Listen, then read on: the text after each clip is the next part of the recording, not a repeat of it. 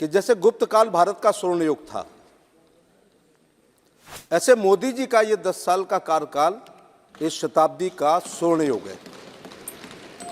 मैं पहली उपलब्धि अध्यक्ष महोदय ये बताना चाहूँगा योजनाओं से पहले कि ये लुटियन जोन है, ये काजल की कोठरी है। देश के इतिहास में पहली बार हुआ है कि कोई प्रधानमंत्री अपनी काउंसिल ऑफ मिनिस्टर्स के साथ उस काजल की कोठरी में 10 साल से रह रहा है और ना कपड़े पे कालिख आई है ना चेहरे पर आई है। मेरे पैदा होने से पहले कृष्णा मेनन का जीप का घोटाला हो गया था। मेरी जवानी के दिनों में बोफोर्स हुआ था सर, और जब मैं एमपी था तो 2G 3G कोयला और कॉमनवेल्थ हो गया था। हिना जी के शेर को थोड़ा सुधारता हूं। ऐसा कोई नेता बड़ा मुश्किल में है कि 10 साल कोठरी में रहे और कालिख ना लगे। ऐसा कोई फकीर कर सकता है, कोई हरफन मौला कर सकता है, कोई साधु संत कर सकता है, कोई परमहंस कर सकता है। इसलिए उस शेर को मैं ऐसे पढ़ना चाहूंगा कि न मांझी न रहबर न हक में हवाएं है, कश्ती भी टूटी एक ऐसा सफर है, और फकीरी का अपना अलग ही मजा है, न पाने की चिंता न खोने का डर है। तो मोदी जी को ये तुष्टीकरण की राजनीति नहीं करनी है। ये झोला उठा के कभी भी हिमालय पे जा सकते हैं, लेकिन देश के साथ, अन्याय के साथ, अत्याचार के साथ, भ्रष्टाचार के साथ, परिवारवाद के साथ कभी समझौता नहीं करेंगे। अध्यक्ष महोदय, इस लोकतांत्रिक इतिहास की सबसे बड़ी घटना है ये 10 साल विकास युक्त और भ्रष्टाचार मुक्त। इसीलिए आपके चेहरे देख रहा हूं मैं, तमाम चेहरों पर खौफ जारी है, एक चिराग अंधेरों पर कितना भारी है। प्रधानमंत्री जी दूरदृष्टा हैं। जैसे ही वो 2014 में प्रधानमंत्री बने तो सबसे पहला काम किया जीरो बैलेंस में जनधन खाता। कांग्रेस के एक बहुत नामदार राजकुमार खासदार, जो आजकल अमेठी से हार गए हैं दीदी के द्वारा, इसलिए केरल जाना पड़ा, भाप गए थे। उन्होंने एक बात कही थी, रात रात भर बैंक खुलवा रहे हो, गरीबों को लाइन में लगा रहे हो, चौबन्नी नहीं डाल रहे हो। तो मैंने कहा था ट्यूबलाइट देर में जलती है, उसे देर में समझ में आता है। उन्हीं के पिताजी स्वर्गीय राजीव गांधी ने कहा था, जो इतिहास में दर्ज है, कि वो यहां से 1 रुपया भेजते हैं और गांव आते आते 15 पैसे पहुंच जाता है। जब नोट गिन के देने का अधिकार रखोगे तो ADO, BDO, CDO, DDO, DM, जिला कृषि अधिकारी और उस समय के कांग्रेसी नेता जब कहते थे तो 85% खा रहे हो तो मेरा भी हिस्सा दो। यहां से मोदी जी ने कहा जीरो बैलेंस में जनधन खाते। अध्यक्ष महोदय, सभापति महोदय, मैं स्वास्थ्य राज्य मंत्री हूं, लेकिन WHO से आजकल मुझे अच्छा लग रहा है DBT। ये शताब्दी का सबसे अच्छा एब्रीविएशन है, डायरेक्ट बेनिफिट ट्रांसफर। अब 1 रुपया जाता है तो 15 नहीं पहुंचते हैं। किसान सम्मान निधि का अगर 2000 की एक बटन दबाते हैं तो 1999 रुपये 99 पैसे किसान के पास नहीं पहुंचता है, सीधे 2000 पहुंचता है। बोलो 85% करप्शन को रोकने का काम किया है या नहीं किया? 51.5 करोड़ लोगों ने बैंक की शक्ल ही नहीं देखी थी। मैं जिनने ये बयान दिया था कि वो 1 रुपया भेजते हैं 15 पैसे पहुंचते हैं, मैं उनको इनोसेंट प्रधानमंत्री कहता हूं, लेकिन इनकॉम्पिटेंट भी कहूंगा। सर, जब मेघवाल जी, जब देश के प्रधानमंत्री को पता चल गया कि उनके 15 पैसे पहुंच रहे हैं, 85% मारे जा रहे हैं, तो उसको रोकेगा क्या संयुक्त राष्ट्र संघ का महासचिव? जो भेज रहा है उसकी जिम्मेदारी है। इसीलिए मोदी जी चौकीदार हैं, वो चोरी नहीं होने दे रहे हैं। 85% की बताइए वर्षों तक हुई, और बैंकों का राष्ट्रीयकरण आपने किया और खाते नहीं खुलवाए। एक अवैध नियम बना देते कि जो गरीब लोग हैं वो खाता खोलेंगे जीरो बैलेंस में, तो ये 85% की चोरी नहीं होती। अध्यक्ष महोदय, डीबीटी तो सबसे अच्छा है ही, लेकिन इस देश में किसी जिम्मेदार व्यक्ति ने अगर इस देश को ठगा है तो उनका नाम स्वर्गीय श्रीमती इंदिरा गांधी है, जिन्होंने कहा था गरीबी हटाओ। महोदय, मैं इस देश के कांग्रेस के प्रधानमंत्री ने बैठिए इस देश में कांग्रेस के एक प्रधानमंत्री ने इस देश के गरीबों को ठगने का काम एक नारा देकर कहा था, और वो कहा था गरीबी हटाओ। और इस देश के गरीबों ने इस प्रत्याशा में कि अब गाय बछड़े पे मोहर लगा देंगे तो उनके घर से गरीबी दूर हो जाएगी। गरीबी दूर नहीं हुई। यदि गरीबी दूर हो गई होती तो ये 80 करोड़ लोग कौन है जो हमें विरासत में मिले हैं, जिनको हम 5 किलो गेहूं और चावल मोदी जी दे रहे हैं। देख लेंगे जी, आप बोलिए। सभापति महोदय, यदि गरीबी हट गई होती तो ये 4.5 करोड़ लोग कौन है जिनको मोदी जी प्रधानमंत्री शहरी और ग्रामीण आवास बना करके दे रहे हैं। भाई मेरे गोगोई साहब, यदि गरीबी हट गई होती तो ये 10,000 स्वनिधि का पैसा लेने वाले हमें विरासत में क्यों मिले? एक सेकंड, मैंने कहा है मैं चेक करा लूंगा, बैठ जाइए। मैं देख लूंगा, आप बैठ जाइए। नीतियों के विषय में संसद के अंदर जिन नीतियों का उल्लेख हुआ है उनकी चर्चा हो सकती है। नामोल्लेख के बारे में मैं देख लूंगा, आप बैठ जाइए। और कृपा करके नाम मत लीजिए। नहीं आया जो माननीय मंत्री जी, हमले जारी रहेंगे। माननीय मंत्री जी सर, चेयर को संबोधित कीजिए। तो मैं चेयर को संबोधित करते हुए कह रहा हूं, किसी भी माननीय सदस्य का नाम लेकर के संबोधित मत कीजिए। प्रधानमंत्री ने यह कहा था गरीबी हटाओ, और गरीबों ने गाय बछड़े पे मोहर लगा दी, लेकिन गरीबी नहीं हटी, क्योंकि तुम गरीबी हटा नहीं सकते हो, क्योंकि गरीबों का लहू तुम्हारी कारों का डीजल है। और गरीबी मिट जाएगी तो तुम क्या रिक्शा चलाओगे? हो गया, मैंने व्यवस्था दे दिया, प्लीज बैठ जाइए। सभापति महोदय जी, अगर गरीबी हट गई होती तो हमें विरासत में 80 करोड़ गरीब मिले हैं जिनको गेहूं चावल दे रहे हैं। यह गरीबी हट चुकी होती तो ये कौन 4.5 करोड़ लोग हैं जो हमसे घर ले रहे हैं? यह गरीबी हट गई होती तो ये कौन करोड़ों लोग हैं जो केवल 10,000 स्वनिधि में मांग रहे हैं? यह गरीबी हट गई होती तो ये मुद्रा योजना में 50,000 रुपए का लोन लेने वाले आखिर गरीब कहां से आ गए? और यह गरीबी हट गई थी तो केवल 12,000 का शौचालय लेने के लिए हम लोगों के घर पे गरीब लोग नहीं आते। यह गरीबी हट गई होती तो 5 लाख प्रति व्यक्ति प्रति साल का आयुष्मान कार्ड देने की हमको जरूरत ही नहीं पड़ती। और यह गरीबी हट गई होती तो आपको टेली लोन लाने की जरूरत नहीं होती। यह गरीबी हट गई होती तो आपको मेघवाल जी न्याय बंधु नहीं लाना पड़ता। और यह गरीबी हट गई होती तो ई कोर्ट नहीं बनाने पड़ते। यह गरीबी हट गई होती, टेली लोन, न्याय बंधु। कृपया चेयर को संबोधित कीजिए। नहीं पड़ती। माननीय मंत्री जी, चेयर को आपको मौका मिलेगा, आपको मौका मिलेगा, विपक्ष को मौका मिलेगा, अपनी बात तब रखिएगा। प्लीज आप बैठ जाइए जी, बैठिए। प्रातः वंदनिया, कांग्रेसों के लिए पूजनिया, नित्य वंदनिया, इनके लिए वो गरीबी नहीं हटा पाई। एक बार फिर शेर सुना दूं कि गरीबों का लहू तुम्हारी कारों का डीजल है। गरीबी मिट जाएगी तो तुम क्या रिक्शा चलाओगे?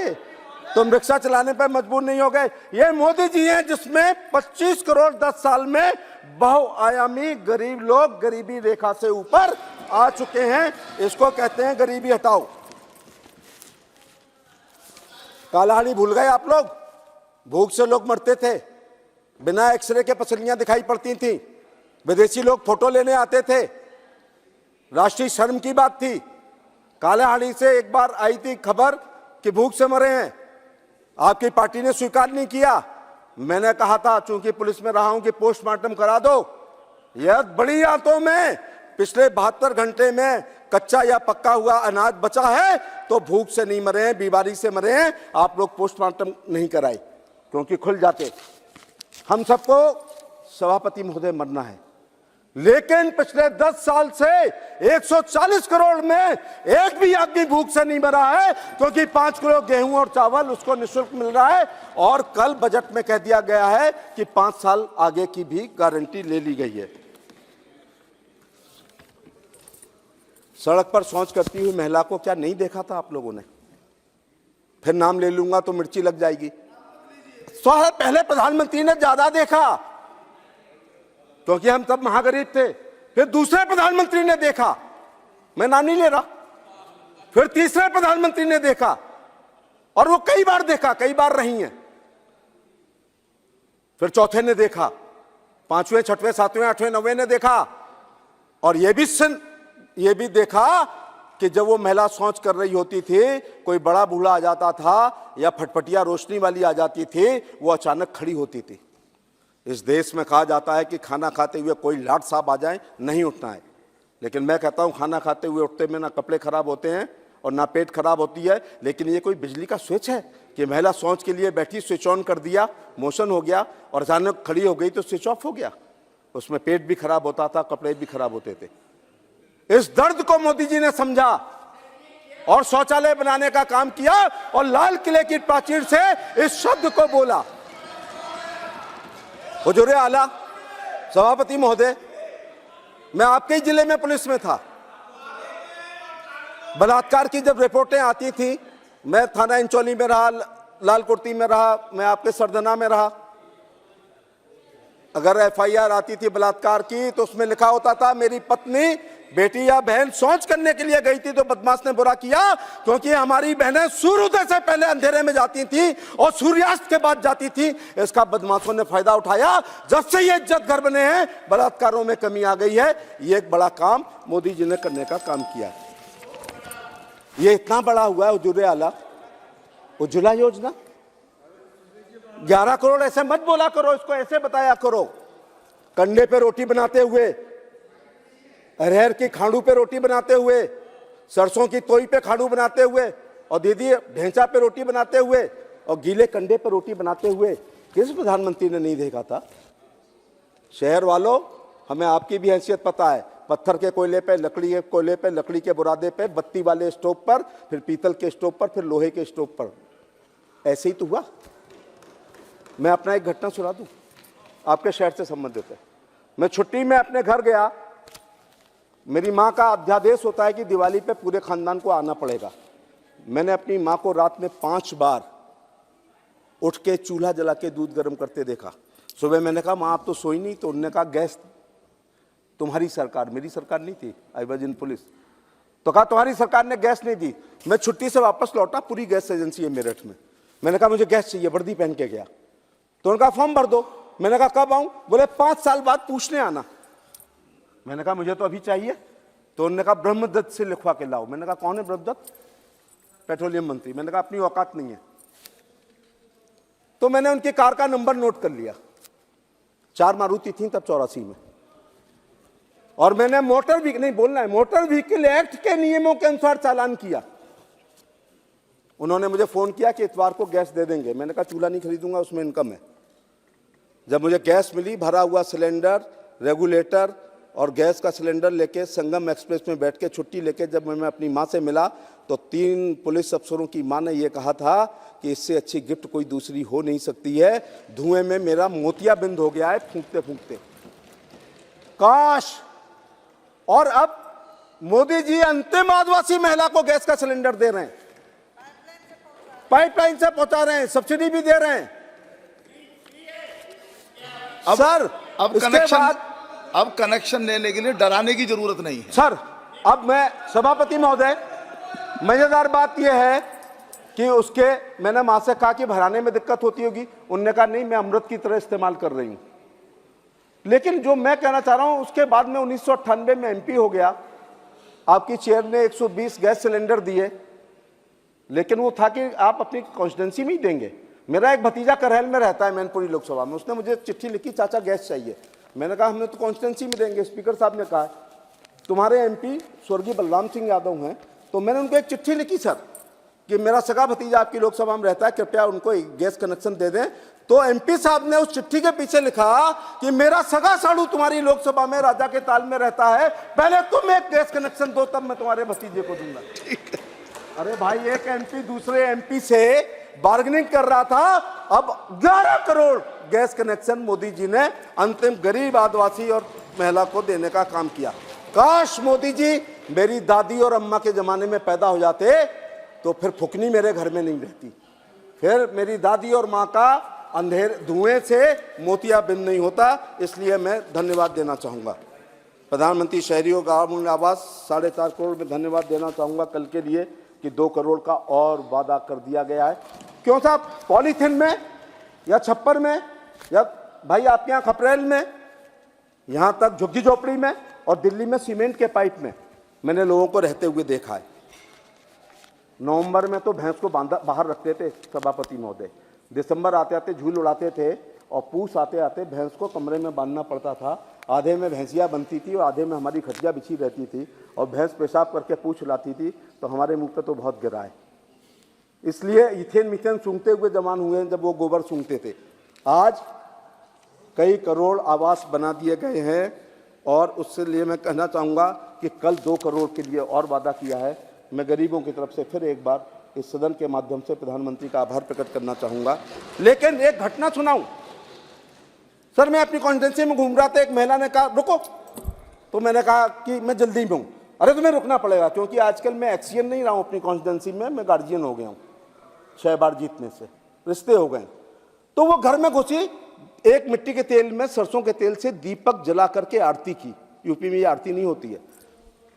मैंने कहा क्यों खुश हो? बोले प्रधानमंत्री ने मुझे एक आवास दिया है। दीदी जैसे उसने कहा, मैंने आज तक नहीं सुना, आप सुनना, उसने कहा मैं छप्पर में बाहर सोती थी, कपड़े ऊपर नीचे होने का रात में डर लगता था, शराबी लोगों से डर लगता था, मैं झिक के नहीं सोई हूं जिंदगी में। ट्रांसलेशन वालों, झिक का मतलब होता है साउंड स्लीप। इसलिए जब से मोदी जी ने मुझे मकान दिया है मैं कुंदी बंद करके सोती हूं और बरसों के बाद मैं झिक के सोई हूं 8 घंटे। ये इस आवास का महत्व है, संख्या का नहीं, आवास का ऐसा महत्व है। इसलिए एक शेर याद आ रहा है कि हमने तो खाना बदोश की जिंदगी काट ली है रब, अगली नस्लें तो ना भटके, उन्हें घर भी देना। इसलिए मोदी जी ने इस शेर को चढ़ता था। अरे 100 में 70 आदमी फिलहाल जब नासाद हैं, दिल पर रख के हाथ कहिए देश के आजाद है, और कोठियों से मुल्क के मेयर को मत आकिए। आधा हिंदुस्तान तो फुटपाथ पर आबाद है और इस फुटपाथ पर आबाद झुग्गी में रहने वाले, झोपड़ी में रहने वाले, छप्पर में रहने वाले, खपरेल में रहने वाले, पॉलीथिन में रहने वाले, लोहे की टिन में रहने वाले और सीमेंट के पाइप में रहने वाले लोगों को मोदी जी ने पुनः 2 करोड़ स्वीकृत करके उनके लिए छत बनाने का काम किया है। 80 करोड़ लोग 5 किलो गेहूं और चावल, काला हांडी को दोबारा नहीं कहूंगा, एक्सरे की जरूरत नहीं पड़ती थी।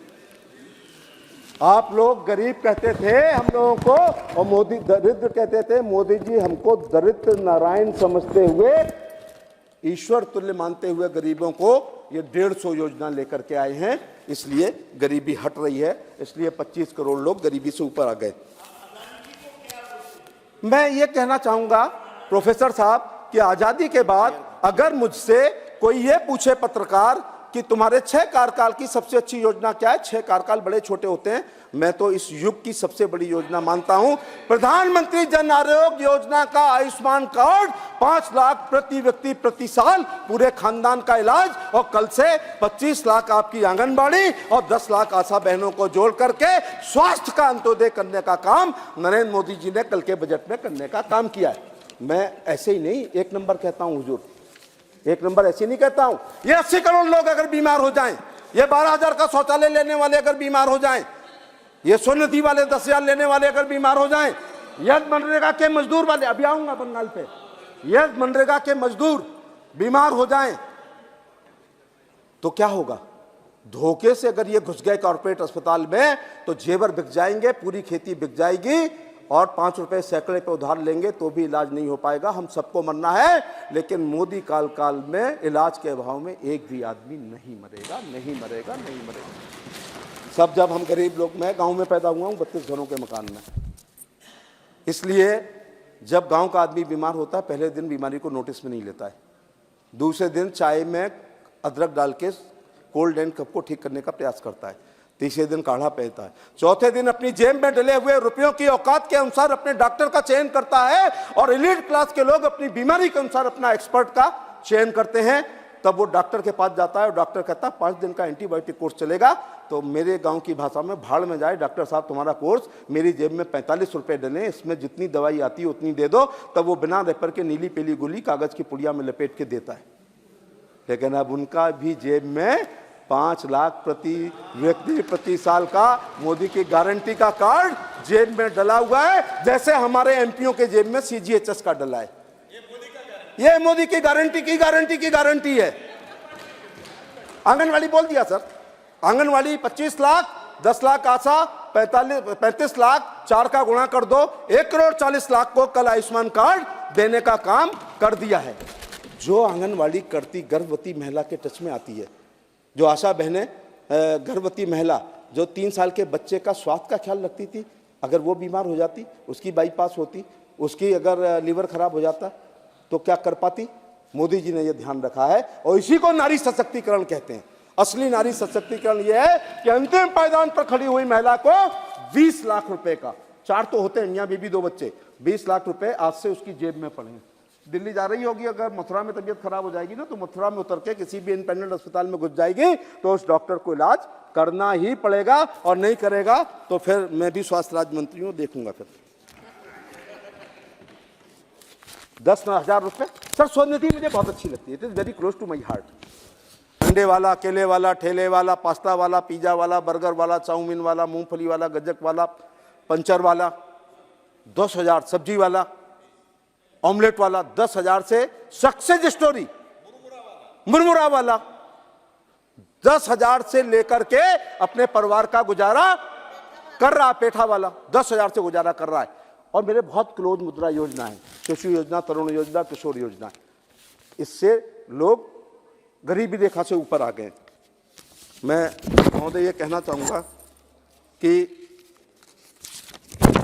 हाँ, आपके राज्य वाले लागू नहीं कर रहे हमारी आयुष्मान को, सर ये नहीं लागू कर रहे, प्लीज ये नहीं लागू कर रहे। आप कृपया बराबर 5 ध्यान लाख रखें। प्रति व्यक्ति प्रति साल जी। इनकी अपनी योजना होगी, हमारे 5 लाख क्यों छोड़ रहे हो? क्या कई बार लीवर ट्रांसप्लांट 15 लाख में नहीं होता है? कई बार बाईपास 5 से ऊपर नहीं जाती है? क्या कैंसर ऊपर नहीं जाता है? क्या हार्ट ऊपर नहीं जाता है? मालूम ये क्यों नहीं लागू कर रहे हैं? मोदी जी की फोटो आ जाएगी ना बंगाल में। अरे मोदी जी तो पहुंच गए हैं, शौचालय के माध्यम से, आवास के माध्यम से, 5 किलो गेहूं चावल के माध्यम से, स्वनिधि से, मुद्रा से आए, तो आयुष्मान वो तो पहुंच गए हैं। लेकिन आप गरीबों का नुकसान कर रहे हो, ये आयुष्मान कार्ड को अपने राज्य में लागू नहीं कर रहे हो, आप गरीबों का नुकसान कर रहे हो।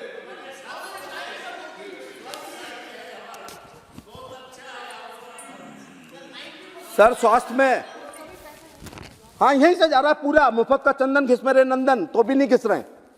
भारत ने कोविड 19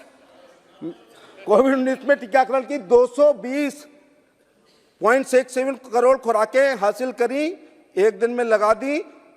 आयुष्मान भारत प्रधानमंत्री जन आरोग्य, ये जुमला नहीं है। 29.62 करोड़ आया हूं तो पढ़ के आया हूं, 29.62 करोड़ आयुष्मान कार्ड बना चुके हैं सर, और 6.15 करोड़ लोग अस्पताल में भर्ती होकर इलाज करा चुके हैं, और 75,000 करोड़ रुपए हम निर्गत कर चुके हैं। 10,000 से ऊपर प्रधानमंत्री जन औषधि केंद्र खुल गए। क्या लूट मचवाई थी आपने 60 साल में? 30% से लेकर 90% बचत हो रही है सर। मैं देश के डॉक्टरों से, इस लोकतंत्र के मंदिर से अपील करना चाहूंगा कि जब गरीबों का प्रिस्क्रिप्शन लिखें तो वो दवाई जरूर लिखें जो जन औषधि केंद्र पर उपलब्ध होती है, जिससे उनका 30% से 90% पैसा बचे। मेडिकल कॉलेज की संख्या सर, इसको क्या कहेंगे? 10 साल बनाम 67 साल? हाँ ठीक है, 67 साल बनाम 10 साल। 67 साल में जो आपने मेडिकल कॉलेज बनाए थे 387, उसको 82% बढ़ा के 706, यहाँ दुगने से कम मजा नहीं आता करने में। 7 एम्स मिली थी हुजूर विरासत में, 22, और MBBS की सीटें 112%, यहाँ दुगने से कम में मोदी जी को आनंद ही नहीं आता है। 2014 से पहले 51,348 सीटें थी, अब 1,08,940 हो गई हैं। और पीजी, दीवालों से इलाज नहीं होता है, पीजी से नीचे हाथ नहीं दिखा रहा कोई। 126% की वृद्धि की है। 2014 से पहले आपके राज्य में 31,185 थे, बढ़ के 70,645 हो गई हैं, और 214 में तो 6 एम्स से 22 हो गए। बहुत जल्दी मैं आश्वस्त करना चाहूंगा कि मदुरई और दरभंगा में भी तैयार हो जाएगी। Yes sir, yes sir. विकसित भारत संकल्प यात्रा, मोदी की गारंटी की गाड़ी पहली बार देश के हर राजस्व गांव में गई है और केंद्र सरकार के विभागों ने बहुत मेहनत करी है। और इसके बाद मैं उसको कहूंगा सरकार आपके द्वार। हाँ, ये नहीं ऐसे रोक लेंगे क्या? खुशबू को कोई रोक पाया है आज तक? खुशबू को बहुत गरूर था अपने महकने पर।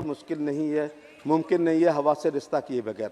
हवा है भारतीय जनता पार्टी का कार्यकर्ता, जो इस कुर्सी, ये बूथ अध्यक्ष जो खुशबू को पहुंचा दिया। तो मनसुख भाई की मॉनिटरिंग में, प्रधानमंत्री के निर्देशन में, सर थोड़ा सा बता दूं, विभाग ने ठीक से काम किया है। हमने ग्राम पंचायत और यूएलबी की संख्या 2,30,000 पे पहुंची है। शिविर में 100 करोड़ लोग पहुंचे हैं। टीबी की जांच के लिए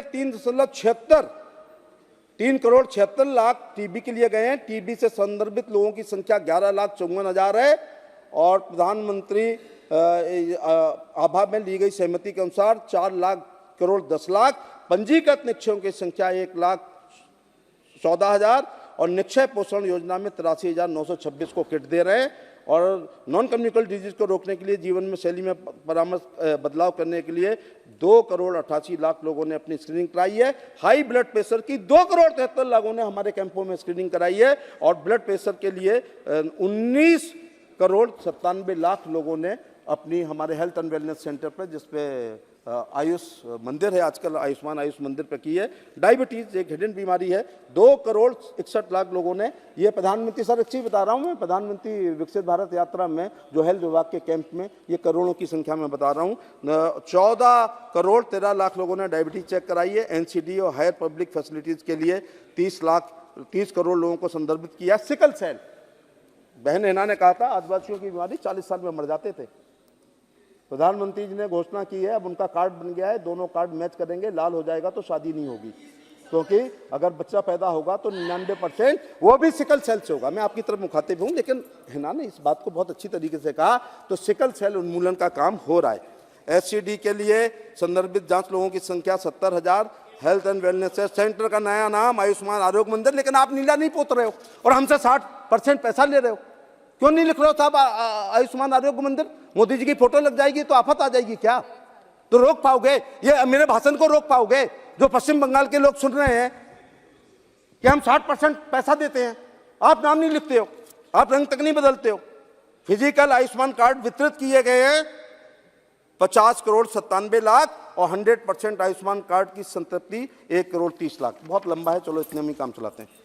कल के बजट में स्वास्थ्य अंत्योदय हुआ है, एक बार फिर रिपीट कर दूं, 10 लाख आशा बहनें, 25 लाख हमारी आंगनवाड़ी कार्यकर्ती का जो है आयुष्मान कार्ड में उनका पंजीकरण हो जाएगा। मैं बधाई देना चाहूँगा नए मेडिकल कॉलेज की स्वीकृति के लिए। और चेयरमैन सर, एक आपकी जब चेयर पे बैठे थे, एक सवाल मेरे से पूछा गया था कि कैंसर महिलाओं को कौन कौन से होते हैं, तो मैंने जवाब दिया था ओरल और ये अपना ब्रेस्ट और ये सर्वाइकल। 17% महिलाएं सर्वाइकल कैंसर से मरती थी। मैं बजट के लिए धन्यवाद देना चाहूँगा वित्त मंत्री का, प्रधानमंत्री का, जिन्होंने HPV वैक्सीन को प्रोत्साहन देने का कल वादा किया है। इसका मतलब है अगर 40 औरतें मरती हैं दुनिया में तो 27 भारत में मरती थी। अब इस सर्वाइकल कैंसर का उन्मूलन आने वाले समय में हो जाएगा। मैं 9 साल से 14 साल की बच्चियों की तरफ से प्रधानमंत्री का और वित्त मंत्री का आभार प्रकट करना चाहूंगा। फर्टिलाइजर, सर ये अघोषित दूसरी हरित क्रांति हो रही है, अघोषित। वो इसलिए पहले क्या कहा, नीम कोटेड, पेट में दर्द हो गया था ना, नीम कोटेड यूरिया करते ही घटतोली बंद हो गई थी और तस्करी बंद हो गई थी। लेकिन मैं किसानों के लिए इस बड़े आविष्कार को मानूंगा, नैनो यूरिया और nano DAP. Sir nano DAP में अगर 1 बोरी आप डीएपी डालेंगे, उसकी जगह आप नैनो 1 लीटर इस्तेमाल करेंगे तो 645 रुपए बच जाएंगे। और हम तो आलू वाले लोग हैं, जहां तक निगाह पड़ती है आलू आलू आलू आलू, हम तो सैकड़ों बोरी छिड़क डालते हैं। पर बैग हमारा 645 रुपए। मोदी जी ने नैनो डीएपी बना के बता दिया और नैनो यूरिया में 45 रुपए। ऊपर से अब मेटाडोर नहीं करनी पड़ेगी, अब पीठ पे बोरी नहीं लादनी पड़ेगी, 2 जेबों में डाल के जाऊंगा, एक में नैनो डीएपी और एक में नैनो यूरिया। और ड्रोन इस देश का भविष्य है। ड्रोन इस देश का भविष्य है। इसलिए भविष्य है कि जब से ये तमाम योजनाएं हैं, थोड़ी मजदूरी में प्रॉब्लम आ रही है। 1 एकड़ का, चाहे कीटनाशक का, चाहे डीएपी लिक्विड का, चाहे नैनो यूरिया का छिड़काव 5 मिनट में हो जाएगा दीदी, 5 मिनट में 1 एकड़ का। अब सोचिएगा आने वाले समय, और 12,000 लोगों ने ड्रोन खरीद लिया है, 12,000 लोग, और मात्र 500 रुपए, और 500 रुपए में एक दिन में मजदूर 1.5 दिन में ले लेगा। तो ये एक बहुत बड़ा काम हुआ है। और मुझे तो याद है डीएपी और यूरिया के लिए लाइन लगती थी, लाठीचार्ज होता था। मैं मुकदमे झेल रहा हूँ, मुकदमे चल रहे हैं, खाद पे लाठीचार्ज होता था। बोलिए कई 10 साल में कहीं लाठीचार्ज हुआ है? रेलवे टाइम पे रैक पे पहुंचा देती है। और नैनो इस देश का भविष्य है। मैं इस फिर बड़ी देश की पंचायत से देश के किसानों का आग्रह करूंगा, क्या हम नैनो यूरिया और डीएपी ऐसी बना सकते हैं जो फसल खराब कर दे? हम पे विश्वास करो, मोदी जी पे विश्वास करो, कृषि वैज्ञानिकों पे विश्वास करो, नैनो यूरिया और नैनो डीएपी इस्तेमाल करो। जो डीएपी सॉलिड और यूरिया 2 पौधों के बीच में पड़ जाती है, बेकार हो जाती है, लेकिन इसमें पत्ती के माध्यम से जड़ में पहुंचती है, इसलिए 100% उसका यूटिलाइजेशन होता है। मैं फिर निवेदन करना चाहूंगा, किसानों नैनो पर आ जाओ। और ऐसे नहीं बातें हुई हैं, 33 लाख नैनो की बिक गई है, 7 करोड़ नैनो यूरिया की बोतल बिक गई है। ये नैनो लिक्विड है sir, yes yes yes liquid. जैसे वो नैनो कार का आपने बहिष्कार किया था ना, आपने नैनो कार का बहिष्कार किया था, ऐसा मत करो। नैनो यूरिया नैनो डीएपी का ना करो। अरे प्रोफेसर सब समझते हैं, ये सिद्धि बन के हलवा खाते हैं। 33 लाख नैनो डीएपी और 7 करोड़ नैनो यूरिया बिक चुकी है, और 12,000 सेल्फ हेल्प ग्रुप ले चुके हैं। मैं देश के नौजवानों से कहना चाहूँगा कि एक अगर ड्रोन खरीद लोगे तो पैडी में करिए, फिर व्हीट पे करिए, फिर जायद की फसल पे करिए, फिर रबी पे करिए, फिर खरीफ पे करिए, फिर दक्षिण भारत में नारियल पे चले जाओ, रबड़ पे चले जाओ।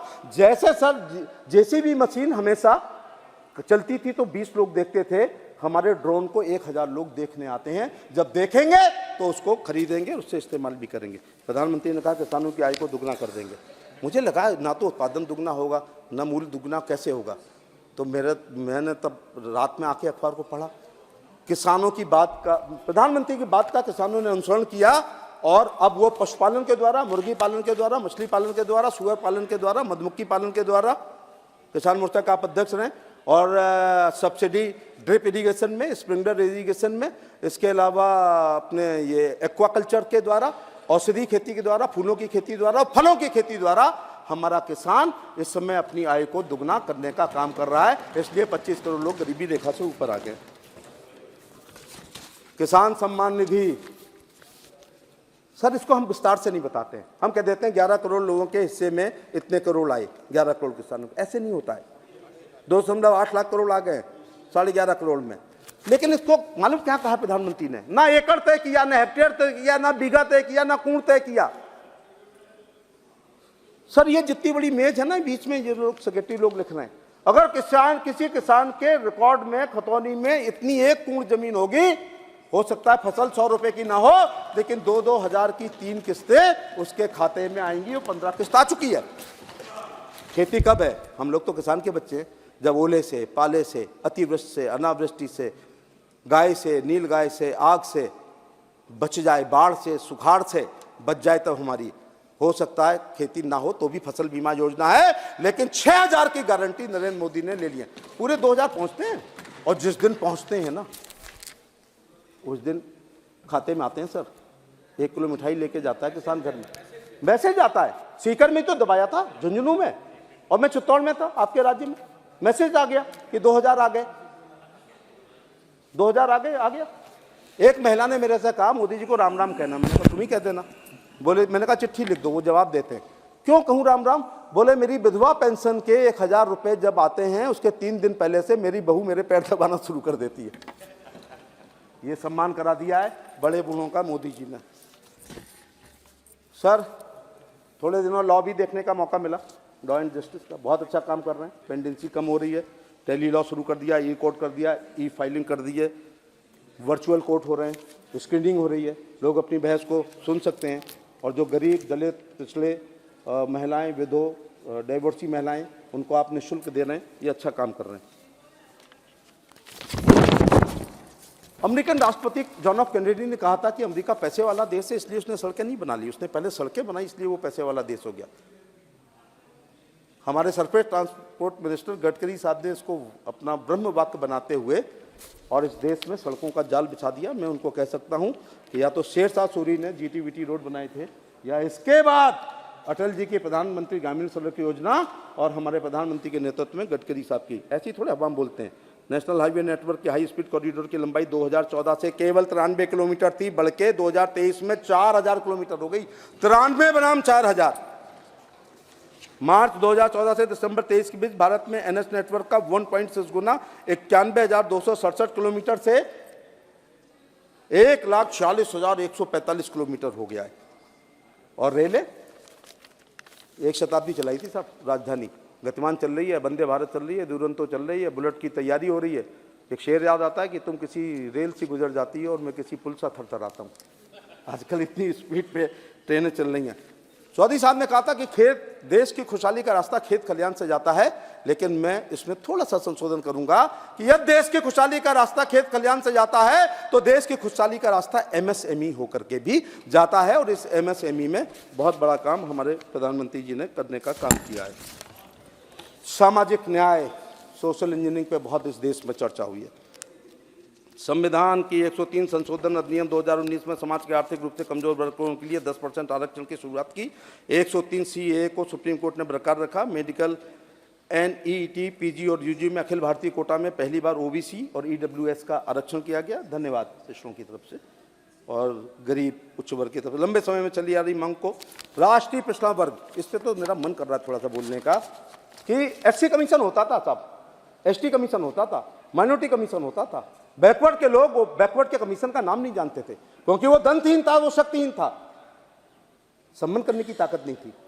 क्या प्रजापति समाज का बच्ची मिट्टी के बर्तन बनाने के लिए मिट्टी लेने जाती है, उसके साथ गलत काम नहीं होता था? तो क्यों नहीं था कमीशन?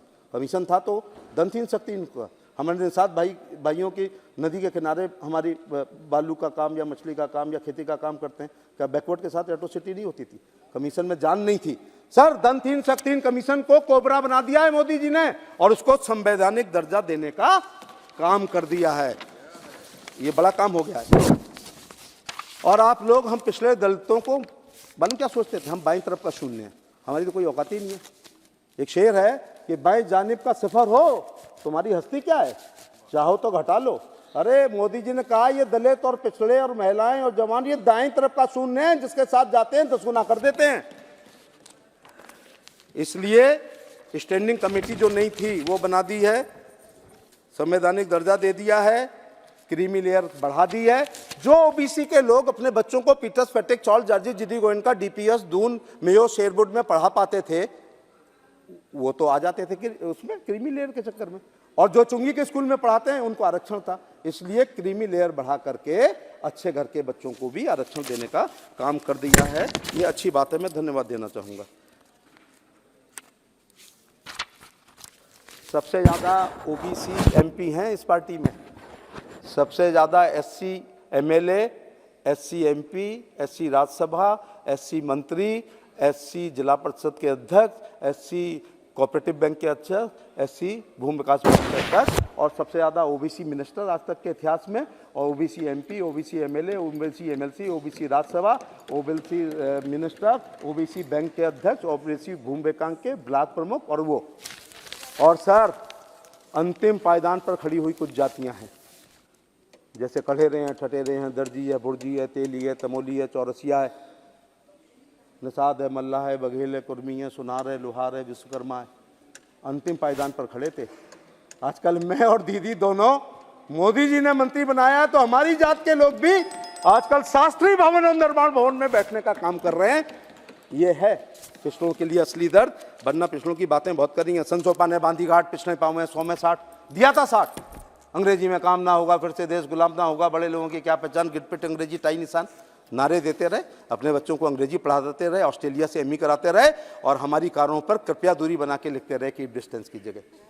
दोहरा चरित्र। इसलिए मैं आज कहूँगा अंग्रेजी भी पढ़नी है और भारत की सभ्यता, संस्कृति, धर्म, अध्यात्म को भी हमें बचा के रखना है। भाजपा के नीति निर्धारकों का मैं धन्यवाद देना चाहूँगा। कि आज़ादी के बाद पहली बार ओबीसी तो छोड़ो, मोस्ट बैकवर्ड क्लास में पैदा होने वाले, हर ऋतु में हर रेल पे चाय बेचने वाले, 10 बाई कमरा में 6 भाइयों के साथ रहने वाले, दूसरे के घरों में चौका बर्तन करने वाली माँ के बेटे, महान अति पिछड़ी जात को देश का प्रधानमंत्री बनाने का काम पहली बार देश ने किसी बार पहला किया है। इसलिए मैं धन्यवाद देना चाहूँगा।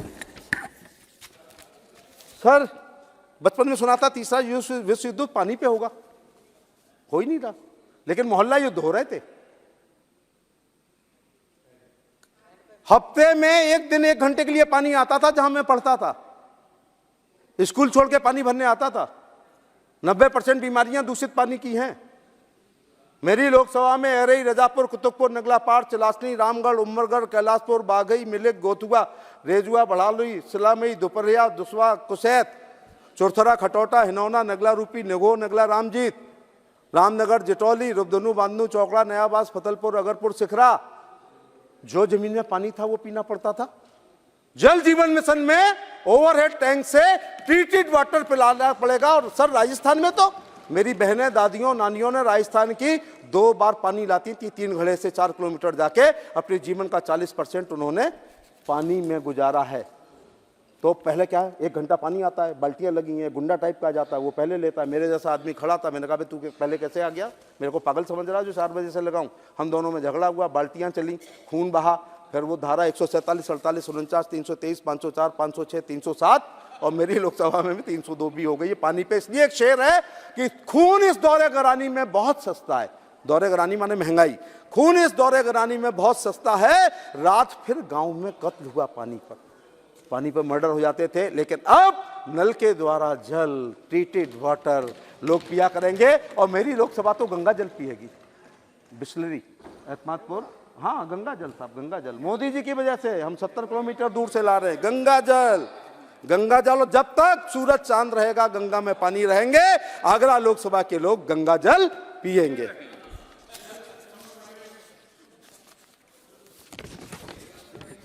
पूरी जवानी निकली, पिछली बार भी कहा था, सपा बसपा में 4 बार एमपी रहा। क्या करता रहा? जिंदगी बर्बाद हो गई। छोटी मोटी सड़क, स्कूल, बिजली, पानी, नाली, खरंजा, फाइनल रिपोर्ट, चार्जशीट, बंदूक का लाइसेंस, विधवा पेंशन, विकलांग पेंशन, वृद्धावस्था पेंशन, जात प्रमाण पत्र, आय प्रमाण पत्र, शादी ब्याह, 13वीं भागवत कथा, रसिया दंगल, कव्वाली, कुआ पूजन, एकादशी का व्रत करते में जवानी निकाल दी। पहली बार 19 में जब से भाजपा में जीत के आया हूं, तो अगर 370 अनुच्छेद हटा है, मेरी भी भागीदारी है, दीदी की भी भागीदारी है। 3 तलाक हटा है, हमने भी हाथ उठाया है। अगर समान नागरिक आचरण संहिता तो हमने भी हटाया है। और क्या क्या हो गया, और बहुत काम हो गए। और ये आईपीसी, सीआरपीसी पुरानी वाली में पढ़ता था, अब तो 302 भी नहीं पढ़नी है, 301 पढ़नी है।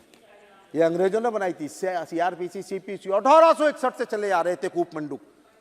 लगभग 1000 कानूनों में आपने आग लगा दी है मोदी जी के नेतृत्व में, जो इर्रिलेवेंट थे हमारे लिए, जो ब्रिटानिया हुकूमत की। तलाक दे देते हो साहब, 3 बार बोल दिया तलाक तलाक तलाक, और हम यहाँ 1 जोड़ी चप्पल घिस जाती थी हम लोगों की। ऐसे ही कोई भी कह देगा, शादी जैसे बंधन को 3 शब्दों में कह के। अगर 14-20 करोड़ कहते हो तो उनकी आधी आबादी को मोदी जी ने न्याय देने का काम किया है, अमित शाह जी ने न्याय देने का काम किया 3 तलाक हटा करके। बड़ा काम हुआ है, नहीं हुआ? अब 3 बार कह के नहीं हो पाएगा मियाँ, कोर्ट में चलना पड़ेगा। अब तो वकील करना पड़ेगा, सिद्ध करना पड़ेगा। 1 जोड़ी चप्पल घिस जाएगी तब जाके मुश्किल में कहीं पा पाओगे। इसलिए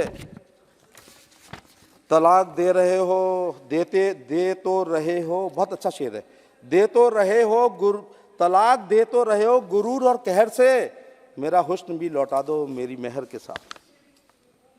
ये भोगना पड़ता था। एक बार और सुना दूं कि तलाक दे तो रहे हो गुरूर और कहर के साथ, मुस्लिम महिला की तरफ से, मेरा शबाब भी लौटा दो मेरी मेहर के साथ। नहीं लौटाया और बेचारी को सड़क पे पहुंच जाती थी।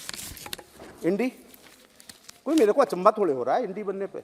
चचा चाणक्य ने बहुत साल पहले कहा था, सच में दीदी, कहा था यदि कोई राजा बहुत लोकप्रिय होगा जैसे नरेंद्र मोदी हैं, तो हमारे दुश्मन के दुश्मन हमारे दोस्त के सिद्धांत पर दुर्लभ संधियां और दुर्लभ सम्मेलन हुआ करेंगे।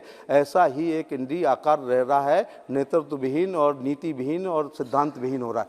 अच्छा, ऐसी शादियां हनीमून नहीं मना पाती हैं, उसके पहले ही तलाक हो जाता है। एक अच्छा जनता आजकल ठंड में तापते हुए मेरी लोकसभा में और आपकी लोकसभा में अगहाने पे किसान आजकल एक चर्चा कर रहे हैं, एक दूसरे को गाली देने वाले क्यों साथ आ रहे हैं? आखिर ऐसा मोदी जी ने क्या बुरा काम किया कि उसके लिए सब एक हो रहे हो? तो जनता कह रही है अगर तुम गठबंधन करोगे तो हम आग तापने वाले सातों जातियां वाल्मीकि से लेकर ब्राह्मण तक हमारा भी गठबंधन है कि हम मोदी को एक सुरक्षा कवच देने का काम करेंगे और तुम्हारे इंडी का कुछ नहीं होने पाए। भय भगदड़ भ्रम होता है चुनाव से पहले सर, आधी तो हिंदी आपको आ नहीं रही होगी वरना मजा आ जाता। भय भगदड़ और भ्रम है ये मोदी जी की लोकप्रियता से। जहाज के कप्तान परंपरा है, कैप्टन मुल्ला ने जल समाधि ले ली थी 32 लोगों को बचाने के बाद कि कैप्टन की परंपरा है कि वो नहीं भागता है, लेकिन ये भय भगदड़ भ्रम से अच्छे अच्छे कप्तान भागेंगे।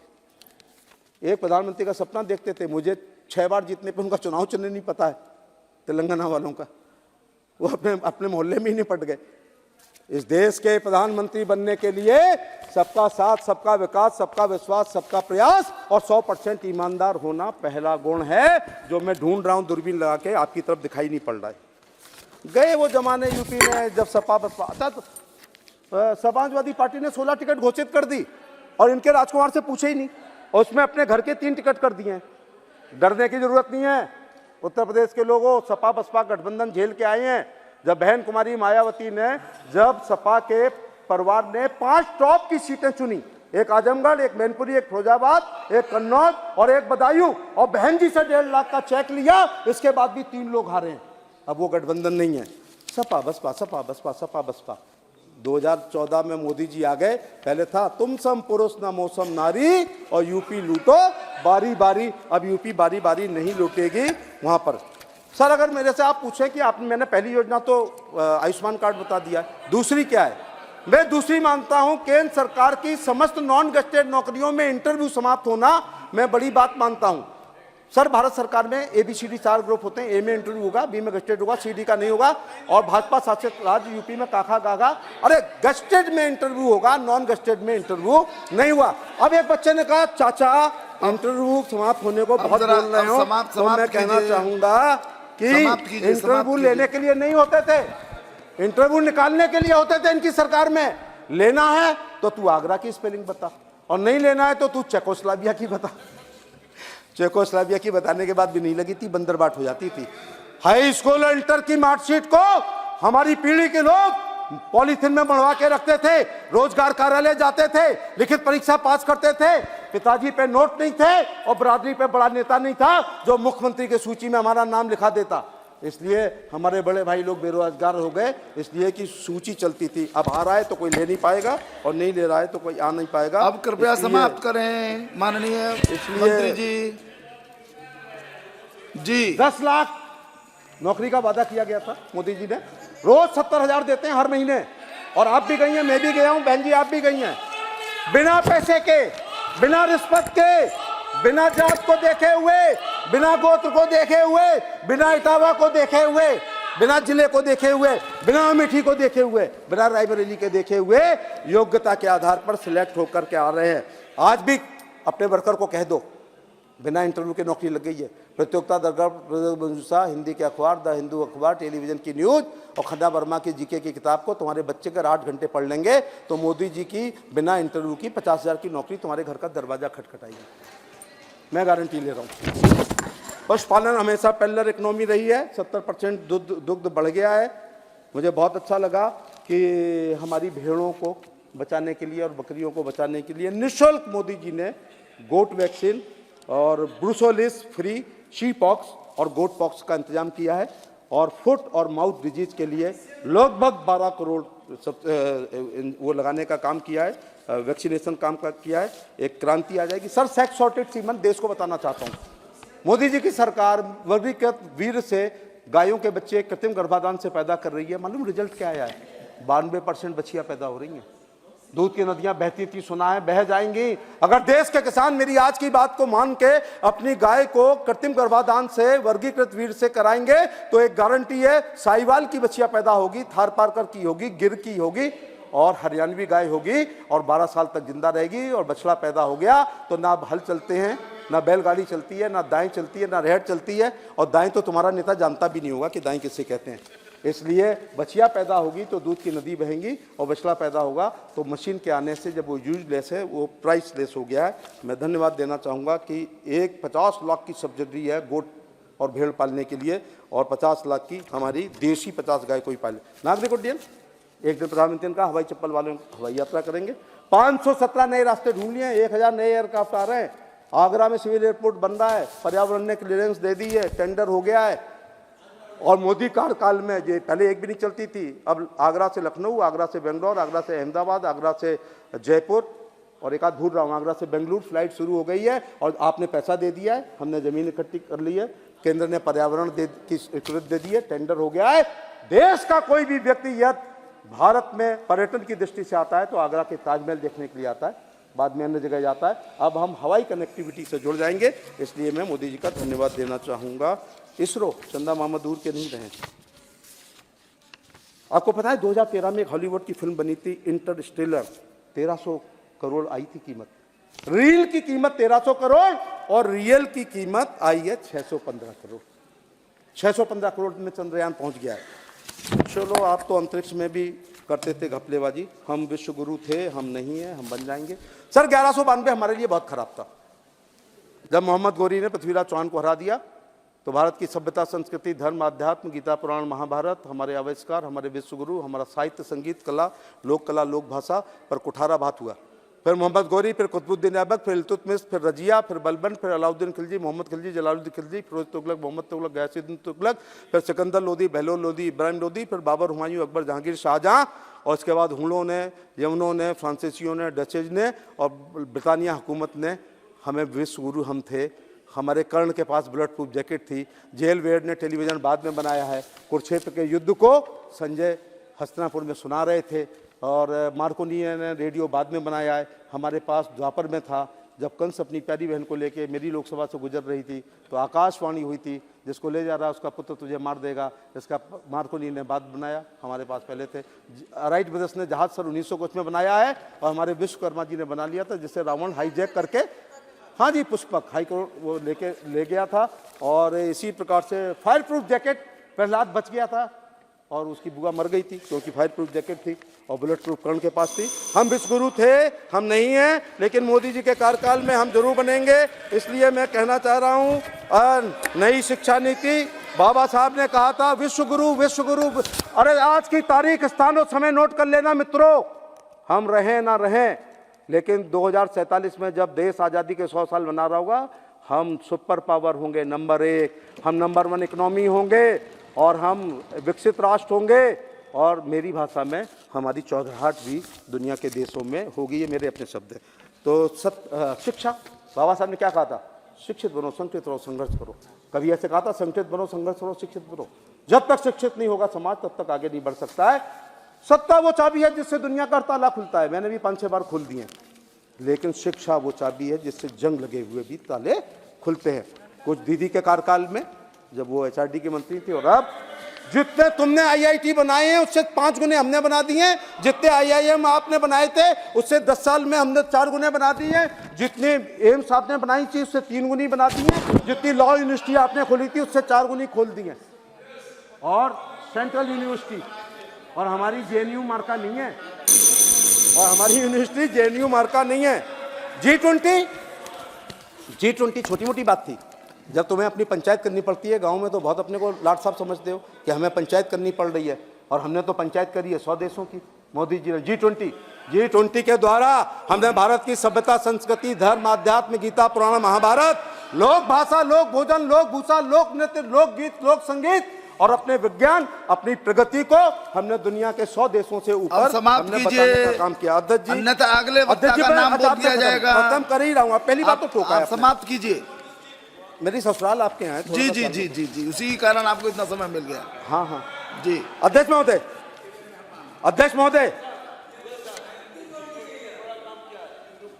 चलिए। यूरोप, अफ्रीकन गरीब कंट्री को, ठीक है, गरीब देश को आंखों में आंसू से आप प्लीज समेटिए, लगा लिया, समेटिए। सर मैं एकदम खत्म कर रहा हूँ, एकदम समाप्त। सर काश मेरी अंग्रेजी अच्छी होती तो मेरे मित्र जानते कि मैं कितना अच्छा बोल रहा हूँ। तो सर ये सब कैसे हो गए? जो हिना जी ने मैंने बताए और अभी 10-12 और लोग बोलेंगे कैसे हो गए। ये हो गए मोदी जी गरीब घर में पैदा हुए।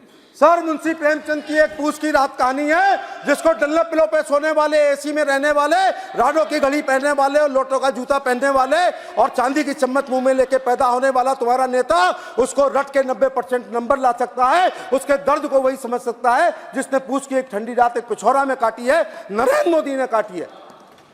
10x12 के कमरे बनाए। इसलिए इस लोकसभा में भगवान से एक निवेदन है, जब तक डेमोक्रेसी रहे, जब तक चुनाव हो, तब तक इस देश का प्रधानमंत्री महागरीब बनाना। लेकिन शर्त यह है कि दिल्ली आके इसको गरीबी याद रहे, जैसे मोदी जी को याद है। इसलिए गरीब कल्याणकारी योजना 1 घंटे में भी कम जी। कल के बजट को विदाई कर रहे थे ना आप? अच्छा बजट विदाई जी। ये सेकंड इनिंग का, आप सेकंड इनिंग का लास्ट इनिंग समाप्त कीजिए। अरे सुनो ब्रदर बघेल साहब समाप्त कीजिए। सुनो तो प्रधानमंत्री की कल्याणकारी योजनाएं, राज्य की योजनाएं और बूथ अध्यक्ष से लेकर राष्ट्रीय अध्यक्ष की परिश्रम की पराकाष्ठा से नरेंद्र मोदी मई की किसी तारीख में 400 एमपी के साथ इस नए भवन को प्रणाम करते हुए तुम्हारी छाती पर मूंग दलने के लिए मई में आ रहे हैं। ये शब्द नहीं, ये शब्द नहीं, ये शब्द नहीं, ये शब्द नहीं। नहीं हो गया, बैठिए। आप ये आरोप, आप बैठिए, आप बैठ जाइए। भाई वही जो राम ने आप समाप्त कीजिए, आप समाप्त कीजिए,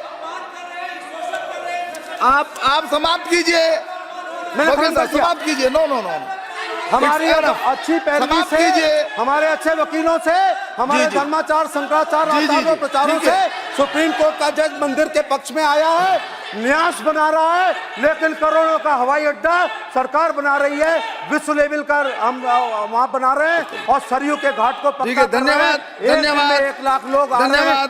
सबरी पे डाक टिकट जारी किया है हम अपने